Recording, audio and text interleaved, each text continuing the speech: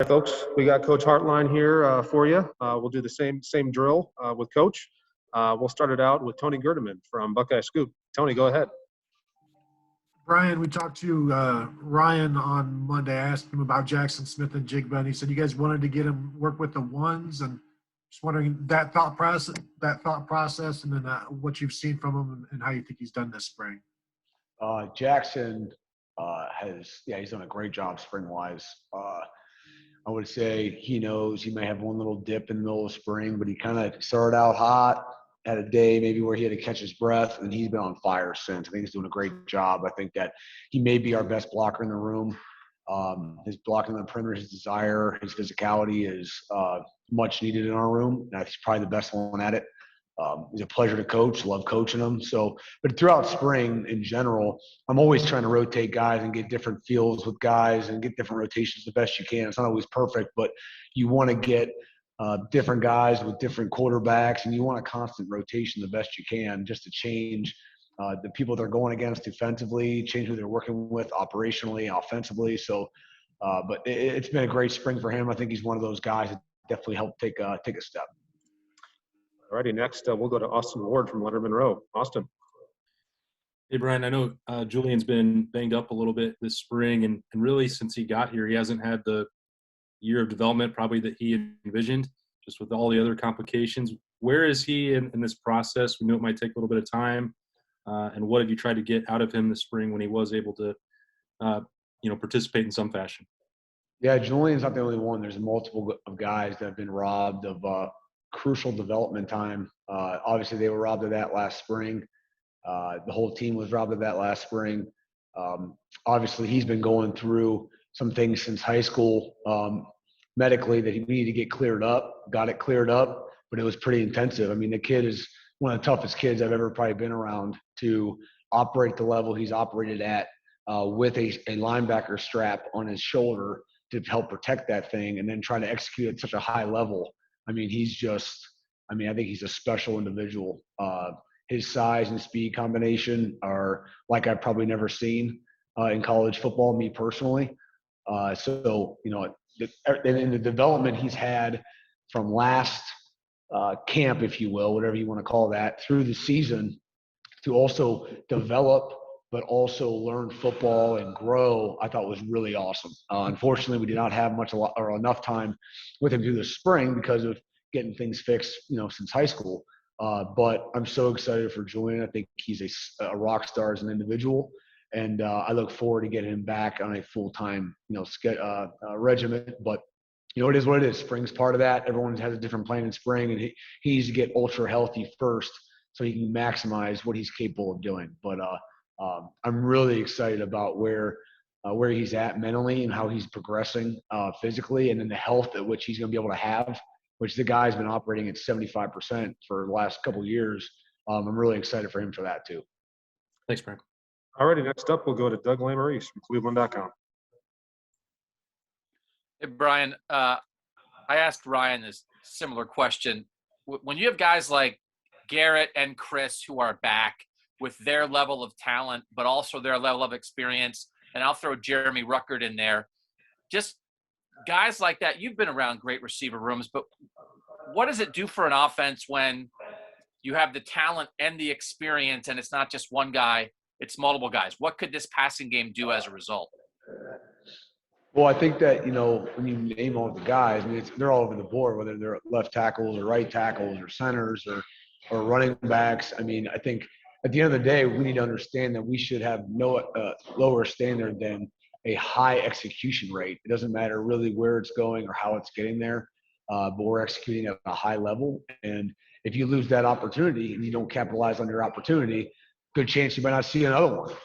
Everyone's going to get a lot of opportunities, but it's how you do capitalizing on your opportunities that will help dictate, how things are going, if you will. There's still only one ball. The ultimate goal is to win football games. And we do have a lot of talented guys, and a lot of talented guys you didn't even name. That being said, we'll get creative. We're going to find ways to have a lot of fun out there and get the ball spread all kinds of different ways. And when the ball's in the running back's hands, we got to do a phenomenal job, blocking on the perimeter and creating space in the run game. So, I think, coming in with an elevated, talent pull, if you will, is that we could, we can try some new things. We can do different things, and, we can have a little more fun with it, and really take everything to another level. We've reached a certain level. How about the next level? And at the end of the day, these guys have a way to go in their careers. And if they don't believe that, they won't reach that. So we've had a great job through spring, pointing that out, executing on that. And then again, we stay healthy. So.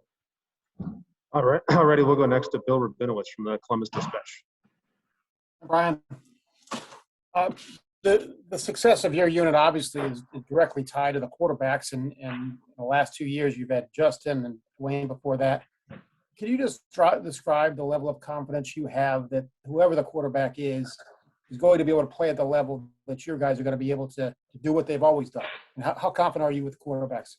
Oh, I love it. I love the situation with a young quarterback because it just asks us and demands us to be more detailed than ever. I mean, not that these guys can't bail us out at times, but, to be exact with landmarks, to be very clean with body language, to not confuse people, having a younger quarterback that is maybe not learning it all at the first time, but they're also don't have a large body of work. So I think it's awesome. And it really provides a lot of, clear direction on what's expected. Are we doing it? Are we not? And then, we don't have the cloudiness all the time of maybe quarterbacks making us right. They obviously do, but anytime quarterbacks make you right, it kind of covers up the real problem, the real inefficiency. So again, production doesn't mean it was good. Production means it was good enough, and we're trying to aim for excellence. So a lot of times there's a little more ownership now on knowing we got to take care of our duty to handle, and to help the young quarterbacks. So I love the situation right now. Obviously, we get through spring. We don't have any young quarterbacks anymore. We'll carry that tag probably for the spring practice. But once we clear that, man, there's no rookie mentality anymore. We got to go. So. All right. We're going to do just a couple more for Coach because we got a couple of receivers ready for you. So let's go to Dan Hope from 11 Warriors. Hey, Brian, Marvin and Emeka both already lost their black stripes. Just wondering for each of those guys, what have they done so far this spring to impress you? Yeah, I mean, the whole stripe thing really isn't, it's not really my call. They obviously, if I approve or not deny, that's fine. But it comes down to the peers, swinging for the guys. It comes down to other coaches bringing it up, talks to academics. It talks to all kinds of things. It's not just about on the football field. It's about how you carry yourself off the field. And these guys embody all that. I mean, I don't see anybody spend more time on the jugs, more time in the room, coming in extra than I do those two young men at this point. Obviously, and Jaden too. That's all coming along. But these guys have worked at a very high level, and they don't carry themselves like freshmen. They don't act like freshmen. But at this point, my job is I'm trying to throw as much of them at them as possible because they have shown me they can pretty much handle it. They've done a pretty darn good job, and the stripe removal comes more based on the peers and the people around than it does of me. But I think their consistency level to hit on the football side of things, their consistency level in details, their desire to want to reach perfection in the details has probably been a big separator. I think they've done a good job. Learning offensively. They have pretty limited, missed assignments, which tells you they do a great job going from the meeting to the practice field. They work really hard. They've been healthy. They haven't gotten hurt. So they've been on the field every day, being able to get better. You can't get better unless you're on the field. And so again, you continue to check boxes and continue to get reps, and a lot of good things have shown up. All righty, we'll do two more for Coach. We'll go first to Nathan Baird, cleveland.com. Brian, I kind of want to follow up a little on Julian, but as a coach, and especially maybe as someone who's been there before, how do you help a guy who comes in with like such high expectations and then runs into, I guess, his own health, everything he went through, the whole team went through last year, and then just having, a really top-heavy room right now with like guys like Garrett and Chris? Like, how are you helping him sort of manage expectations, but then also, I guess, you still want them to have a certain urgency to want to be on the field as quickly as possible? Yeah, I think what you're hitting on is all the outside noise. The things that you guys write about, the things that the fake narratives that come out all the time. I think that at the end of the day, none of that helps him become where he wants to. He's got a goal, and I'm sure he can tell you where that goal is at.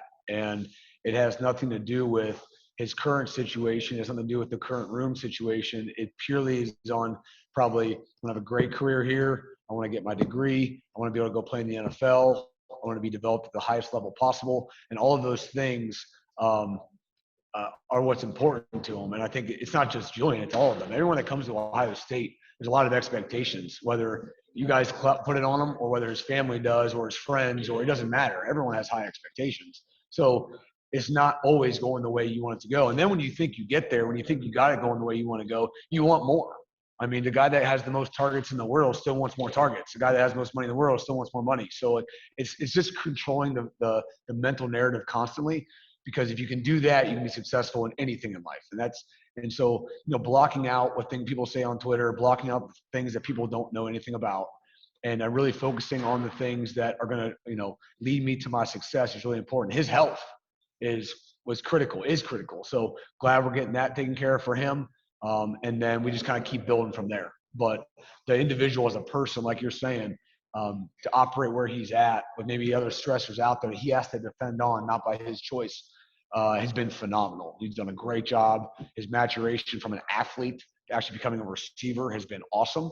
And you'll hear no qualms from me at this point. Looking forward to having him back on a full-time schedule after having some surgery. Alrighty, and last question for Coach Hartline. We'll go to Bill Landis from The Athletic.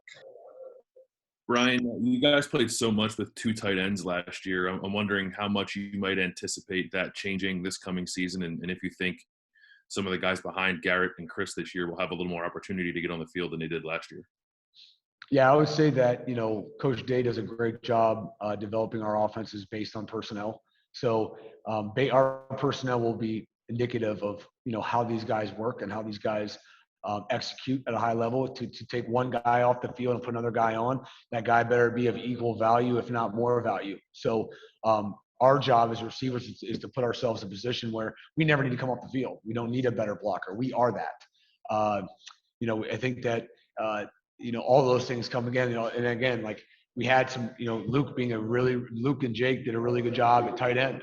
And so maybe not having that, we're probably looking for guys to come step forward. Again, I'm not, Coach Wilson could probably give you more feedback on that, but that's always been our mantra. Best players play, try to keep the best guys on the field, and then obviously based on job description. So our job is to be as multifaceted as possible. If we feel like we're a liability in any kind of facet, well, we're going to be replaced and personnel is going to change. So it's always our goal. Couldn't tell you how it's going to shape up now. It's just spring. But, having multiple personnel groups is really vitally important to us, and we'll continue that. At what cost, I don't know. Awesome. Thank you very much for your time today, Coach. Really appreciate it. Yep. Thanks, guys.